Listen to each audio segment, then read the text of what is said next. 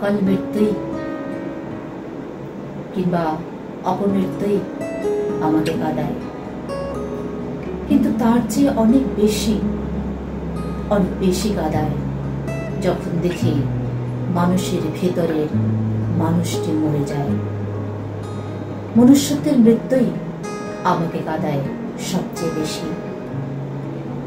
যে মানসিক ভারসাম্যহীন অবলা যুবকটিকে চৌর্যবৃত্তির সন্দেহে হত্যা করা হলো, এই শহরে আমি তাদের জন্য কেঁদেছি, কিন্তু রাতে ঘুমাতে পারিনি সেই সব নরপিশাচদের জন্য যারা খুব ঠান্ডা মস্তিষ্কে বড় নির্দয়ভাবে হত্যা করলো এই তাজা প্রাণীটিকে। কেঁদেছি তাদের ভিতরে মনুষ্যত্বের মৃত্যুতে। মানুষের মৃত্যু তো কেবল একটি মৃত্যুর মধ্যে সীমাবদ্ধ, কিন্তু মনুষ্যত্বের মৃত্যু হলে তা উজাড় করে, নিশ্চিহ্ন করে মানুষের বসতি, লোকালয়, শহর, দেশ, আরো অনেক কিছু। নিখুঁত সুকৌশলে চুষে নেয় লক্ষ লক্ষ মানুষের রক্ত।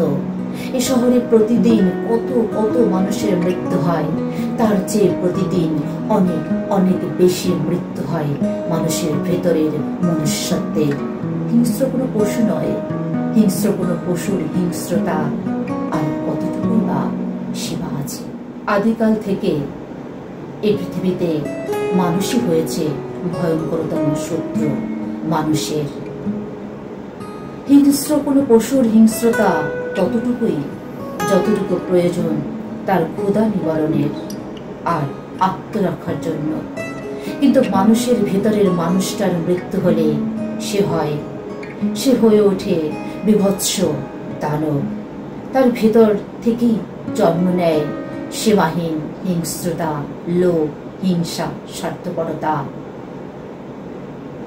অসহ আরো অনেক ভয়ানক কিছু, যা পুড়িয়ে ছারখার করে দেয় জনপদ, বসতি, লোকালয়, শহর, দেশ, মহাদেশ।